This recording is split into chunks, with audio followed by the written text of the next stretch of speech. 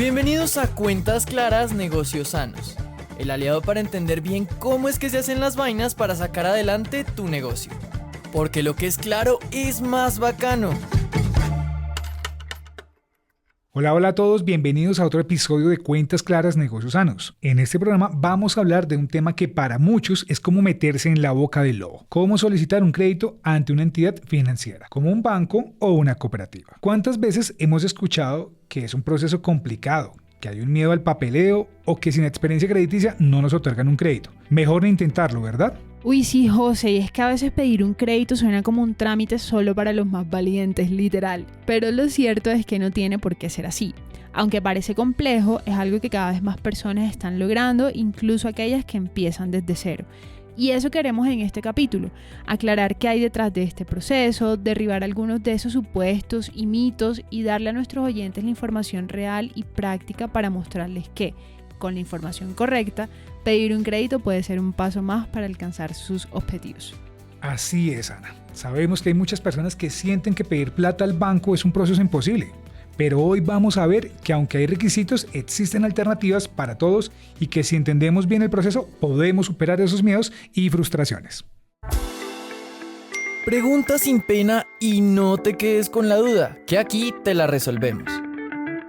Ana y José, soy Daniela y les hablo desde Girardot. Bueno, siempre he tenido mucho miedo de pedir un crédito.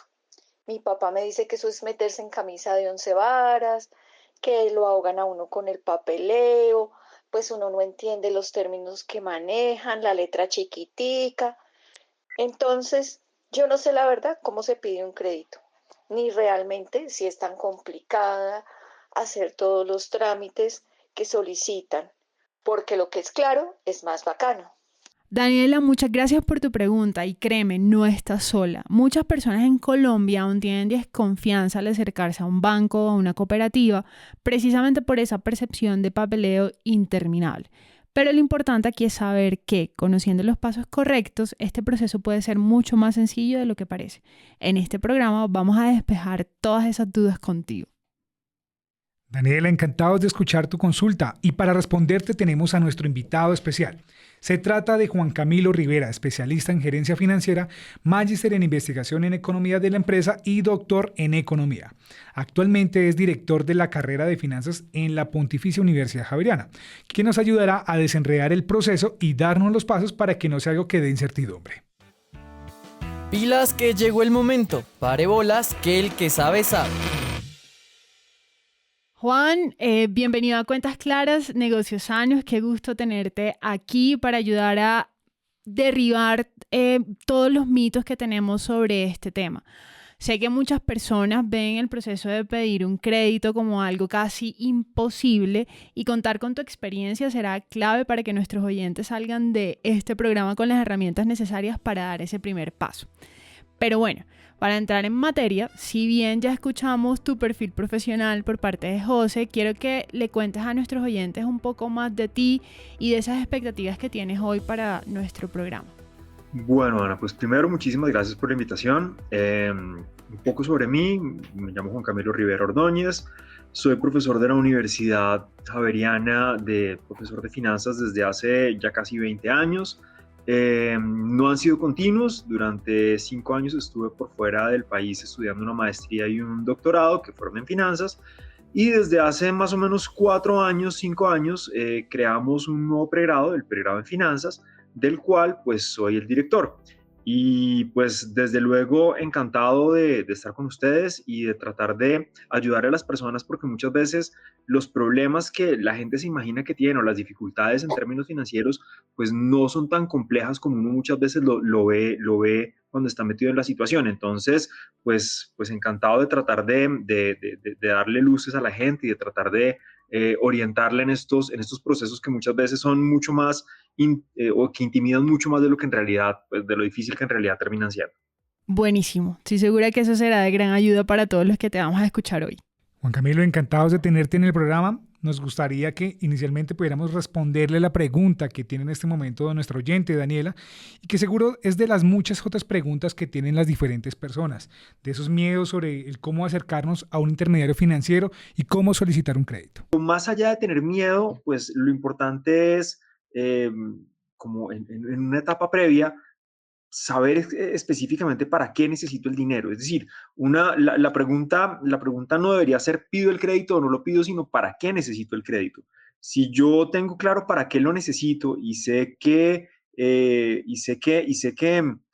una justificación o hay una razón de fondo que amerite ese crédito, pues seguramente va a ser una buena decisión. El crédito como tal no es ni bueno ni malo, lo que va a depender es para qué yo voy a usar ese dinero. ¿Y cómo me acerco al banco? Pues casi que el consejo de entrada debería acercarme con la mayor cantidad de documentación que soporte la historia que yo le estoy contando al banco. Al final, siempre nos acercamos con una historia de quiénes somos nosotros, de cuáles son nuestros ingresos, algo que seguramente iremos discutiendo más adelante, pero siempre tener como los soportes para que esa historia pues sea lo más creíble posible. ¿Por qué? Porque si la entidad financiera en algún momento, cuando hace las verificaciones de esta documentación, descubre que parte de la historia que yo le conté no es cierta, pues casi que yo lo que tengo es una respuesta, o voy a estar acercándome muchísimo a una respuesta negativa. Prácticamente me van a terminar rechazando por el hecho de haberme acercado con información o con una historia que no tenía los soportes. Entonces, más que el proceso, yo debería preocuparme por tener mi historia muy bien soportada, esa historia de quién soy yo, de para qué necesito el crédito y básicamente de dónde saco los recursos para responder por esta obligación. Totalmente de acuerdo. Yo creo que como lo hemos aprendido a través de los distintos capítulos que hemos tenido en nuestro programa, es fundamental que sepamos para qué vamos a pedir este crédito y que no lo veamos como un laberinto, sino de verdad que estemos preparados para saber qué esperar. Y pensando en eso que estás mencionando y trayéndolo a colación específicamente con el hecho de la preparación, ¿podrías guiarnos un poco, no sé si a través de un ABC o el 1, 2, 3 de los documentos básicos que generalmente se necesitan para solicitar un crédito y cómo alguien que nunca lo ha tenido, teniendo en cuenta esto que ya nos dices de la preparación y el saber para qué va a solicitar el crédito, cómo se debe preparar para solicitarlo, para pedirlo por primera vez? Antes de responderte esto, quisiera que todos tuviéramos claro cómo funciona el proceso al interior del banco cuando una persona o una empresa, en general es muy parecido el proceso, llega a pedirle dinero. Entonces, a ver, esto va a estar en función de cuál es el banco. Habrá algunos que le ponen más atención a una etapa, otros a otra, pero en general hay como tres momentos claves o tres dimensiones en los que el banco se va a fijar muchísimo. El orden puede cambiar. Lo normal, lo más estándar es que la primera dimensión sea cómo ha sido mi hábito de pago, es decir, qué tan buena paga soy. Eso es algo de lo que yo, pues de entrada, por documentación, me tengo que despreocupar. ¿Por qué? Porque el banco va a hacer una consulta en las centrales de riesgo con mi documentación y ahí va a ver el típico data crédito, qué obligaciones tengo vigentes, qué obligaciones, cómo las he pagado, si las he pagado bien, si las he pagado mal. ¿Esto en qué momento podría implicar de pronto documentación? Que tal vez en mi reporte haya alguna mora y que yo ya haya pagado y que no se haya actualizado y entonces pues necesitaría tramitar como el paz y salvo de la entidad a la cual yo ya le pagué. Pero salvo eso, esta primera dimensión es algo de lo cual uno tendría que despreocuparse porque lo consulta el banco. Entonces, este es como, a veces es como el primer filtro que tienen muchas entidades financieras. ¿Dónde viene la información que yo tengo que presentar? En la segunda etapa. Resulta que el banco, para calcular el valor que me va a prestar, cuánto dinero me va a prestar, pues básicamente depende de tres variables. La primera es la tasa de interés. La tasa de interés no va a cambiar o va a estar en función de las tasas que estén vigentes en el mercado. O sea que eso a mí como alguien que está solicitando dinero, pues es algo que tampoco puedo modificar. La segunda variable va a ser el plazo al cual yo le estoy pidiendo el crédito. Y en esto del plazo pasa algo interesante y es que entre más plazo pida, pues más me voy a poder endeudar.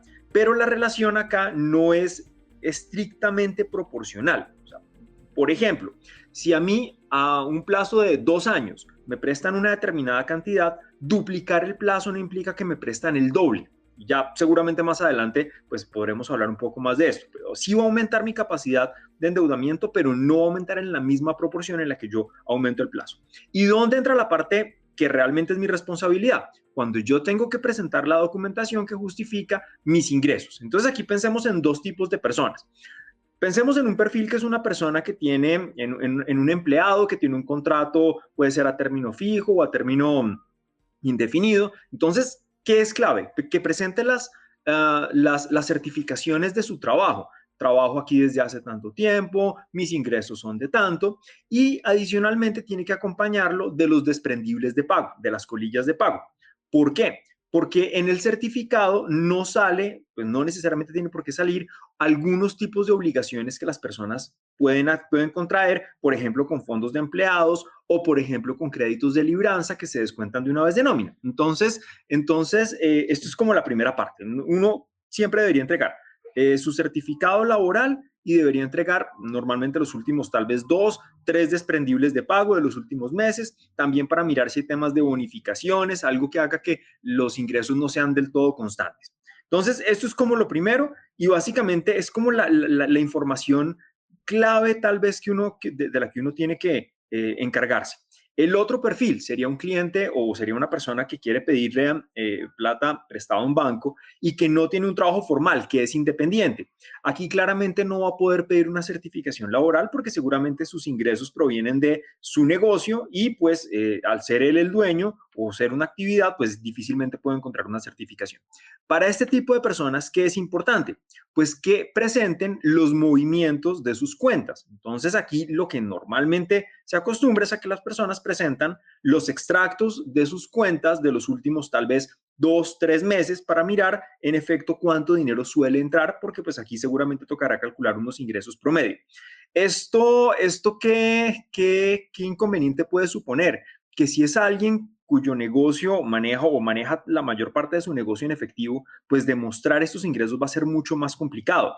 Hoy en día también pues se puede mover dinero a través de diferentes billeteras digitales, entonces pues esto eventualmente también podría servirme como un soporte para mis ingresos, pero pues en general sería como eso, demostrar ingresos. ¿Por qué? Porque de la otra parte, que son las deudas, pues el banco con el acceso a las centrales de riesgo prácticamente ya puede tener acceso a toda esa información. Juan Camilo, yo te hago una pregunta. Bueno, tú mencionas bastante el tema en el sector financiero, los bancos tradicionales, los convencionales que seguramente conocemos la mayoría. Pero ¿cómo opera o cómo funciona, por ejemplo, en las cooperativas o las hoy tan nombradas fintech, que son entidades que están originando crédito fuertemente? ¿Cuál sería ese modelo para ellos? Bueno, este tipo, digamos, estos como subgrupos de intermediarios financieros, lo que cambia en esencia es la forma en la que normalmente consiguen los recursos que van a prestar. O sea, un negocio de intermediación financiera, un banco tradicional, ¿qué hace? Consigue el dinero de sus ahorradores, ese dinero que viene en diferentes cantidades, en cantidades pequeñitas, o que viene a plazos diferentes o a tasas diferentes, lo que hace es que lo mete como en una gran bolsa y de esa bolsa saca de acuerdo a lo que necesitan las personas que le están pidiendo plata. Por ejemplo, yo tengo diferentes formas de conseguir ese dinero como banco, lo que la gente pone en sus cuentas de ahorro, en sus cuentas corrientes o en CDTs, y después llegan otras personas y me piden el dinero en condiciones diferentes. Entonces, ¿qué es lo que cambia, por ejemplo, con respecto a las cooperativas y al banco tradicional? Es la forma en la que se hace el negocio, o normalmente sí, el origen de las fuentes. Mientras que un banco acude al público en general y le pide el dinero prestado vía productos de ahorro, las cooperativas recurren a sus afiliados para poder conseguir ese dinero. Entonces, lo que ocurre en las cooperativas es que las personas se afilian, muchas son cooperativas que tienen como fin el ahorro, caso típico, por ejemplo, de los fondos de empleados, funcionan más o menos bajo este esquema, y los afiliados van haciendo aportes mensuales y de ese dinero o de esos aportes que hacen es que se saca la mayor parte del dinero que se les puede prestar también a los mismos afiliados de la cooperativa. Aquí de pronto puede haber restricciones en cuanto al monto que me pueden prestar y es que aparte de mi capacidad de pago, seguramente puede estar correlacionado también con el valor que yo haya hecho de aportes. Aquí puede cambiar de pronto que el acceso tal vez puede ser más rápido porque las figuras de los codeudores en las cooperativas funcionan de forma tal vez más ágil que en el sector financiero. Pero en esencia, el proceso como tal de estudio de crédito pues debería ser muy similar. Aquí, nuevamente, cada entidad puede tener como sus particularidades, puede ponerle más atención a una cosa, puede ponerle más atención a otra, pero en general deberían ser pasos como muy similares. Y el tema fintech, el negocio fintech, básicamente la gran diferencia es que es mucho más intensivo en temas tecnológicos. Entonces, está resolviendo el mismo problema de intermediación financiera, solamente que lo hace o es mucho más intensivo en herramientas tecnológicas, lo cual pues acelera lo que se conoce como costos de transacción, que sería básicamente tiempo de respuesta, agilidad al momento del desembolso, agilidad al momento del estudio de crédito, pero nuevamente en esencia siguen siendo muy parecidos. No necesariamente quiere decir que uno sea mejor que el otro. Pues a algunas personas les va a convenir más, por ejemplo, la figura de una cooperativa, porque si ya vienen ahorrando ahí, pues seguramente el hecho de ahorrar o de ya tener una cuenta puede facilitarles las cosas, puede haber algo de tasas preferenciales, y lo mismo en temas fintech. Si es un tema más ágil, pues seguramente el negocio fintech se puede mover mucho mejor, pero en general pues todos tienen como cosas buenas y cosas malas, pero el proceso como tal debería ser muy similar. O sea, el banco se fija en historia crediticia, después lo que hace es determinar la capacidad de pago, y esa capacidad de pago, que es cuánto dinero le puedo pagar mensualmente, lo combinan con tasa de interés y con el plazo que yo estoy pidiendo, y ahí es como calculan cuánto dinero es lo máximo que me pueden prestar. Juan Camilo, perfecto. Para resumir a nuestros oyentes, es clave entonces tener claro el para qué su crédito. Segundo, conocer, pero sobre todo cuidar su historial crediticio. Tercero, soportar los ingresos o movimientos de sus cuentas. Y por último, pues me parece bastante importante y da lugar a otra pregunta, la capacidad de endeudamiento. Cuéntanos un poco más sobre esto. ¿Qué significa exactamente y cómo puede una persona calcular cuánto crédito puede realmente acceder en el mercado sin ahogarse en deudas o comprometer quizás sus finanzas? ¿Cómo funciona el tema de la capacidad de endeudamiento? Entonces son como dos cosas diferentes. Lo primero es la capacidad de pago. La capacidad de pago básicamente está conectada con el dinero que yo puedo pagarle periódicamente a la entidad financiera. Es decir, ¿cuánto es la cuota máxima que yo le puedo pagar? ¿De dónde sale este número? Precisamente, como yo tuve que demostrarle al banco mis ingresos, cómo se comportaban, si eran constantes, cuántos son mis ingresos periódicos, lo que hace el banco es que coge este valor que yo le estoy, o lo que, no necesariamente el que yo le digo, el que logra validar en función de los soportes. Puede ser que yo le diga que me gano una cantidad, pero si los soportes indican que es menos, pues hace la cuenta con menos. ¿Listo? Entonces, arranca con los ingresos y empieza a establecer diferentes porcentajes. Entonces puede decir, bueno, una persona normalmente en vivienda puede gastar tanto, en alimentación tanto, y al final a ese valor revisa cuánto paga la persona por sus obligaciones actuales, si es que tiene deudas actuales, y todo eso va quitándole capacidad de pago. Eso al final puede ser que de un número positivo, y entonces quiere decir que yo puedo pagar esa cuota de forma mensual, o un número negativo, cero, o un número negativo, y eso ya implicaría pues que yo no tengo mayor capacidad de pago. Entonces, supongamos que un número, si el número es negativo o es cero, pues al no tener capacidad de pago, pues no tendré capacidad de endeudamiento y posiblemente me rechacen mi solicitud por eso. ¿Qué pasa si esto me da un número positivo? Este número positivo es una de las variables con las cuales el banco puede determinar cuánto dinero me puede prestar. Entonces, son tres variables. Primero, el valor de la cuota periódica que yo le voy a poder pagar. Entonces, si esto da que yo puedo pagar una cuota mensual de tanto dinero, esa es la primera variable. La segunda es la tasa de interés y la tercera es el tiempo. Con estos tres datos, el banco calcula el valor máximo que me puede prestar. Para ponerlo en palabras muy sencillas, es básicamente coger estas cuotas, como ponerlas en el tiempo, supongamos que es un crédito que se está pidiendo a 3 años, entonces lo que hace el banco es que coge estas cuotas y las pone en los próximos 36 meses, y con la tasa de interés trae toda esa plata a su equivalente hoy, y ese sería la máxima cantidad de dinero que me puede prestar.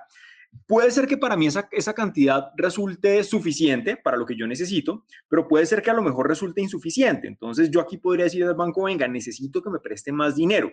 Para lo que yo necesito, lo que me está prestando no alcanza.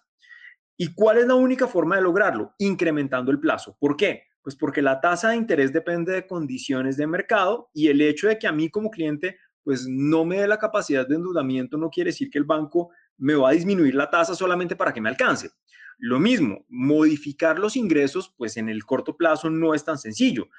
A lo mejor yo tendría que ir a pagar alguna deuda para decirle, bueno, yo ya estoy, ya estoy a paz y salvo en mis deudas, esto me aumenta mi capacidad de pago. Pero no son variables fáciles de mover en el corto plazo.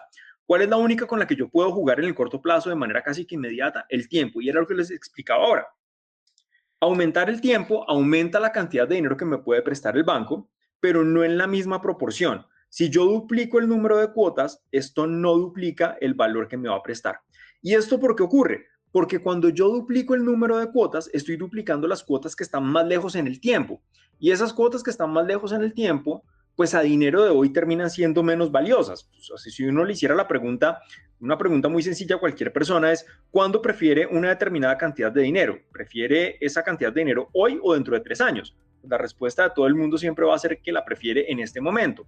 ¿Por qué? Porque el dinero, entre más rápido lo tengamos, es más valioso que tener que esperarme a tener ese dinero. Y lo que yo le estoy ofreciendo al banco es pagarle cuotas, pero que están más lejos en el tiempo, por lo cual resultan menos valiosas, aunque la cantidad sea la misma, pues las cuotas que yo le pagaré después de 3 años van a ser menos valiosas que las cuotas que le estoy pagando en el primer año. Con lo cual, aunque yo duplique el número de cuotas, esas cuotas nuevas están apareciendo más lejos y son menos valiosas a hoy. Ese es el efecto que trae como consecuencia el hecho de aumento plazo, pero ese incremento no se ve reflejado en la misma proporción en la cantidad que me prestan hoy. Juan, y precisamente hablando de estas variables y estas condiciones que tenemos que tener muy presentes de plazo, de intereses y demás, a muchas personas se les pasa por alto que también tienen que tener en cuenta, no sé, por ejemplo, esos costos adicionales que tiene el crédito, como son algunos cargos relacionados con seguros o comisiones que pueden variar bastante entre las entidades, ya sea por la misma naturaleza de estas entidades financieras. Pero entonces, ¿qué consejos prácticos le darías a nuestros oyentes para que de verdad sean conscientes de eso y sepan exactamente qué preguntar o revisar al momento de ya dar el sí para adquirir su crédito? Listo, mira, lo normal es que las personas nos enfocamos en la tasa de interés que nos cobra el banco. Normalmente la tasa que todos revisamos, porque es la tasa como estándar y la que me permite hacer comparaciones, es la tasa efectiva anual que me están cobrando. Esa tasa efectiva anual es solamente la tasa que está asociada al costo financiero, pero no tiene en cuenta todo esto que me estás mencionando. ¿Cuál es la recomendación? Pues más allá de hacer simples comparaciones de en este banco me prestan a tal tasa efectiva anual y en este me prestan a tal tasa efectiva anual, es hacer la comparación de todas las variables que pueden afectar el costo del crédito, que son precisamente estas: comisiones, temas de seguros, temas de, en fin, cualquier otro cobro adicional. ¿Cuál es la recomendación? No enfocarse únicamente en la tasa efectiva anual, sino pedirle al banco la proyección de cómo va a funcionar el esquema de amortización. En el esquema de amortización, yo ya voy a ver periódicamente cómo se van a comportar mis pagos, el dinero que yo le pago, cuántos intereses estoy pagando en cada periodo, cuánto va a ser amortización a capital, todo el tema de seguros. Entonces, ahí yo ya voy a tener mucha más información y voy a poder tomar una decisión no solamente fijándome en la variable de tasa efectiva anual. Juan Camilo, perfecto. Gracias por esa información, por esos datos que creo que para todos los oyentes son pues valiosísimos. Quiero hacerte una pregunta y atando un poco todo esto, es en cuanto a los documentos. Normalmente cuando una persona va a solicitar un crédito, tiene en su mente que debe presentar bastante documentación. La pregunta puntual sería, ¿qué pasa si una persona no tiene experiencia crediticia o no tiene cómo soportar esa experiencia? O en su defecto, no tiene una propiedad para respaldar ese crédito. Listo, entonces son dos cosas diferentes. En general, la experiencia crediticia va por el lado de cómo he pagado yo previamente mis deudas. Entonces, si yo no tengo experiencia crediticia, lo que ocurre es que el banco va a jugar con una figura que me va a asignar un puntaje en función de mis características. Pensemos en esto que es muy sencillo y es que los bancos, aparte de tener dinero, tienen algo que es súper valioso y es información. históricamente han tenido muchas operaciones crediticias y saben cuáles son las características de las personas que han tenido esas obligaciones crediticias. Saben, por ejemplo, si es hombre, si es mujer, la edad, su estado civil, su profesión, la ciudad en la que vive, etcétera, etcétera. Por eso es que uno muchas veces tiene que llenar estos formularios de vinculación donde me están preguntando, y bueno, ¿y por qué importa que yo, cuál es mi profesión? ¿O por qué importa cuántos hijos tengo? ¿O por qué importa si vivo solo o no vivo solo? Porque lo que hacen es correr, pues es un poco técnico, pero lo que hacen es correr un modelo econométrico que me ayuda a predecir si una persona que no tiene experiencia en función de esas características estadísticamente puede pagar bien o puede pagar mal. Entonces, si yo no tengo experiencia crediticia, pues es muy probable que mi información vaya al scoring, y el scoring, en función de cómo ha sido la historia de los clientes que han pasado previamente con el banco, pues si mis características se acercan más a las características de las personas que pagaron bien, posiblemente puedo dar el siguiente paso. Si se acercan más a las características de las personas que no han pagado bien, puede ser que me rechacen. Ahora, el tema de las garantías como hipotecas o codeudores. Esto es una forma de mitigar riesgo. Podría ser que si a mí me perciben como un cliente riesgoso, me puedan pedir una garantía a cambio. Pero esto va en la parte final. Normalmente, o salvo que la línea de crédito lo exija de entrada, pero en la parte final del crédito podría ser que me pidan una garantía adicional como un codeudor o como una garantía real, llámese una hipoteca o alguna prenda sobre algún tipo de bien. Pero esto ya va más en función de líneas específicas de crédito. Obviamente, si yo estoy pensando en un crédito, por ejemplo, en un crédito hipotecario, pues esto va asociado a una garantía, a una hipoteca, y aquí sí ya el proceso se vuelve un poco más largo, porque esto implica avalúos del bien. Estos son costos adicionales en los cuales uno tiene que incurrir. El bien tendrán que hacerle avalúo para mirar si en efecto el crédito es coherente y consistente con el valor de mercado de ese avalúo. Lo mismo con vehículos. Entonces aquí las cosas, cuando se piden ese tipo de garantías reales, pues suelen alargarse un poquito más. Lo mismo si es un codeudor, pues el codeudor también pasa por un análisis de crediticio similar al que le están haciendo al deudor. Entendidísimo. Yo creo que todas estas cosas que has mencionado están muy atadas a ese temor y a esa posibilidad que las personas tenemos de que nos vayan a rechazar y de que nos digan que no cuando vayamos a pedir ese crédito, ya sea por primera vez o también para fortalecer nuestros proyectos de emprendimiento y de financiamiento. Pero recibir un no podría llegar a ser un poco desmotivante. Sin embargo, sabemos que no es un no para siempre. Entonces, ¿qué opciones tienen esas personas que reciben un no por parte de esa entidad financiera, de ese banco, de esa cooperativa, para prepararse para el futuro y volver a solicitar ese crédito mucho más adelante? O sea, ¿cómo podríamos mejorar ese historial crediticio? ¿Qué posibilidades tenemos para obtener ese crédito en el futuro? Bueno, sí, en efecto, recibir una respuesta negativa, a ver, yo creo que va muy en contra de la expectativa que tenemos todos cuando vamos a pedirle dinero al banco. Sin embargo, yo creo que algo importante es entender que no necesariamente una respuesta negativa es algo malo para mí. Para mí podría ser mucho peor que me presten dinero que no voy a ser capaz de devolver, porque eso finalmente puede terminar en temas de embargos, en temas de si hay activos de por medio, si hay hipotecas de por medio, pues podría ser, las consecuencias podrían ser incluso más complicadas en cuanto a que yo podría terminar perdiendo mi vivienda. O sea, no necesariamente una respuesta negativa es lo peor que me puede pasar, incluso podría en el largo plazo verlo como algo bueno. ¿Qué hacer de cara a la próxima vez que yo vuelva al banco? Bueno, lo primero es entender cuál fue la razón por la cual me rechazaron mi solicitud crediticia. No es lo mismo que a mí me rechacen por perfil de riesgo, es decir, porque yo no he pagado obligaciones de forma cumplida, a que me rechacen por capacidad de pago. Si a mí me rechazan por obligaciones o por crédito, porque estoy en mora con otras obligaciones, pues el primer paso, ¿cuál es? Ponerme al día en las obligaciones que yo tengo vencidas. Eso es lo primero. Y pues esto va a tomar un poco de tiempo mientras desaparezcan o mientras alguien vuelve y me preste y yo demuestre buen comportamiento. Ahora, si es por capacidad de pago, esto puede darse o porque tal vez yo tengo demasiadas deudas, con lo cual la solución, pues, ¿cuál es? Irme poniendo al día, ir saliendo de deudas para que de esta forma pueda liberar mi capacidad de pago y pueda nuevamente intentarlo. No es bueno estar haciendo tantos intentos seguidos, es decir, si yo por cualquiera de las razones soy rechazado y vuelvo y me presento al siguiente mes y vuelven y me rechazan y al siguiente mes, eso ya empieza a ser una muy mala señal. En este caso, lo importante es entender cuál fue la razón por la que me rechazaron y pues ponerme a trabajar en ello. O sea, los caminos son diferentes. Una cosa es por hábito de pago y otra cosa diferente es por capacidad de pago. Totalmente de acuerdo, pero bueno, a mí me gustaría también, Juan, tocar otro tema, revisando como este camino que debemos recorrer para solicitar un crédito, hacerlo de la mejor manera.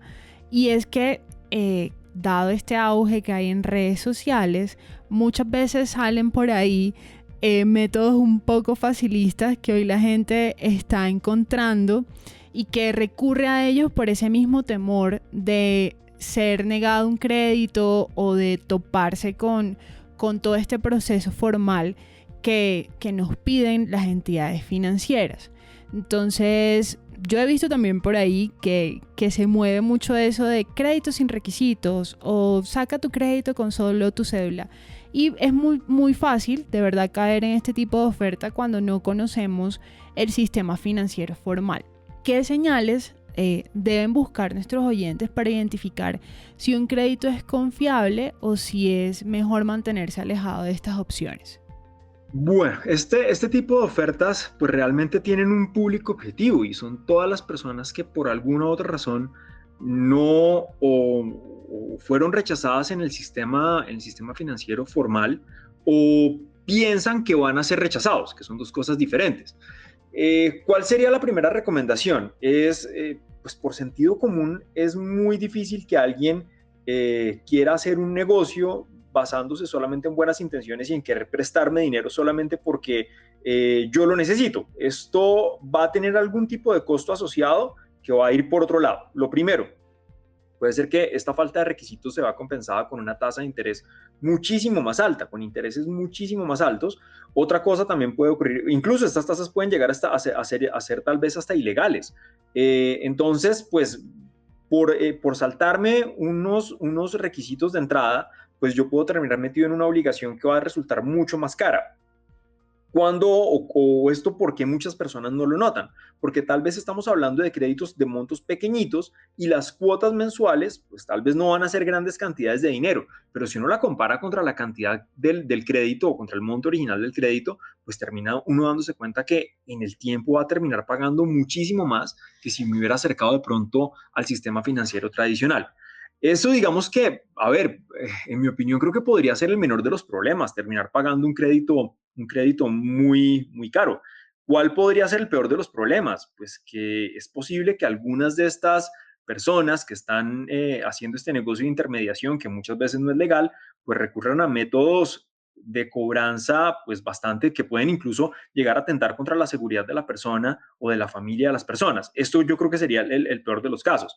Y pues básicamente es un costo que no se ve, que a veces por la urgencia o es una consecuencia que a veces por la misma urgencia de tener acceso al crédito pues se subestima, pero pues uno puede revisar en noticias todos estos fenómenos de gota a gota, pues que al final terminan siendo soluciones mucho peores para el problema. Entonces, pues, ¿qué es lo ideal? Bueno, lo ideal es, aunque tome tiempo, pues ir preparándose de forma correcta para, pues, con la documentación, con la parte de cuidar mucho mi historial crediticio para que pues siempre pueda tener acceso al sistema formal. El sistema formal, pues, o el sistema financiero tradicional, bien sea cooperativas o bien sea bancos, pues puede ofrecerme tasas de interés mucho mejor que estos informales y con toda seguridad sus métodos de cobranza pues van a estar siempre dentro de lo legal.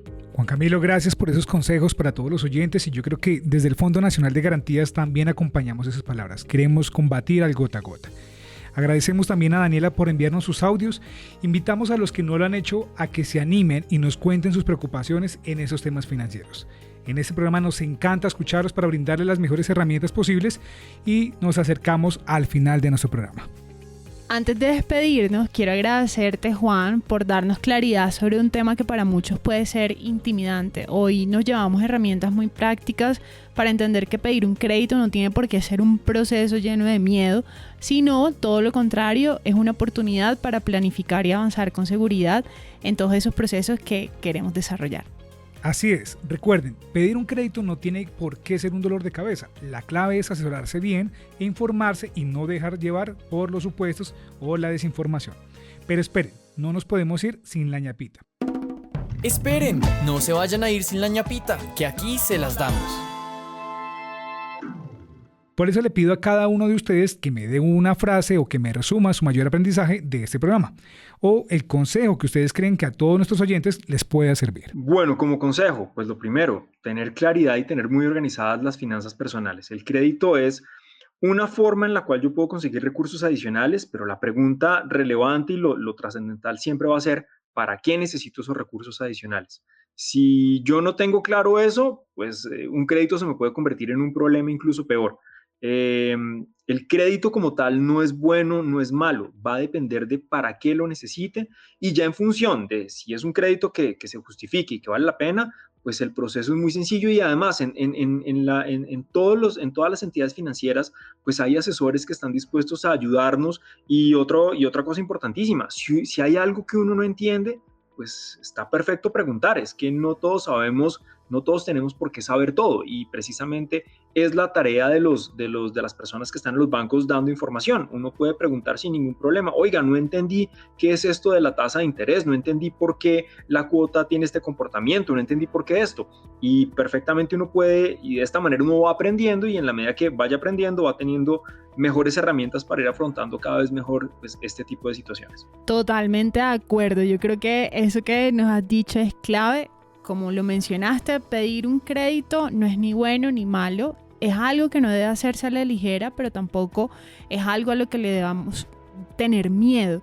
La clave está, como lo mencionaste, Juan, en informarnos, revisar con detalle las condiciones y sobre todo asegurarnos de que el crédito se convierta en nosotros en una herramienta para crecer, no en una carga.